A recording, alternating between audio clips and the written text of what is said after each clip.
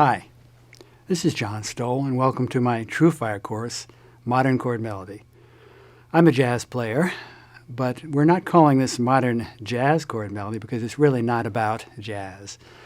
The harmonies here have a much broader application than that. This is really about having access to interesting sounds that you wouldn't normally encounter, being able to improvise or use my chord melodies as a way to find improvisations of your own. Essentially, we're talking here about finding your own voice.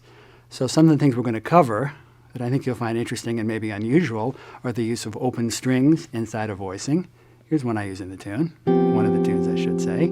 Here's another one. We'll talk about these as we get into the course, obviously. In the course of playing these arrangements, you're going to be moving back and forth between single notes and chords. And that's a skill that also translates into a larger arena of being able to improvise mixing chords and single notes. That's a skill that you'll find very useful. We're going to be talking about some unusual stretches. And if I play something like this, that's something that occurs in the chorus. Don't panic, because you will be able to play that with a little time and practice. Holding the neck up at a slightly higher angle might facilitate that as well. My hands are pretty small, so if I can play these things, I guarantee you that you can too. We're also going to be dealing with some close intervals, notes that are close together in a chord. A sound like this, for instance. So I've got a G flat and a G functioning together. So these things happen in all these different pieces of music that you're going to encounter. These tunes are pretty accessible to play. I think you're going to find that most of them are pretty slow. We can play them in a rubato tempo or very slowly. These essentially work either with a solo arrangement, as we're going to play them in the course, or with a band. I've performed them both ways, and the pieces work pretty well in both settings. So essentially, finding your own voice is what this course is about, being able to use my melodies, my ideas for improvisation, as a way into the creative process for you. So here's how the course works. What we're going to be doing initially is playing the melodies as written. Here's an example.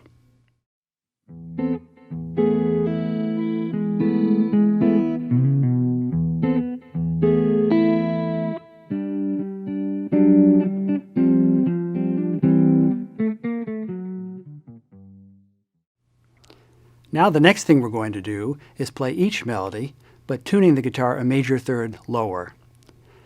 I found that that's a very interesting tonality to deal with, and I stumbled on this about 5 years ago playing solo guitar. The lower pitch is very interesting and gives us a totally different feel on essentially the same melody. Here's an example of that.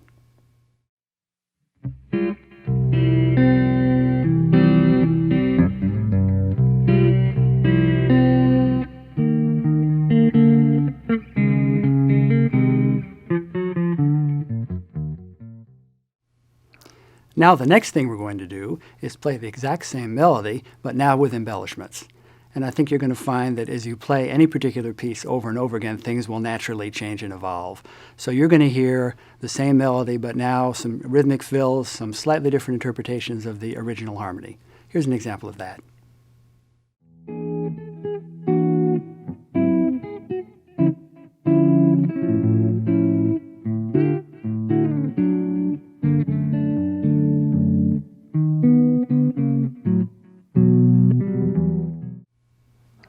And finally, the last thing we're going to do with each one of these 5 pieces is have me perform the piece as though it were a performance. So you're going to hear the melody with embellishments and a solo. And I'm going to break down the improvisation afterwards so that you can see where the improvisation comes from. Here's an example of that.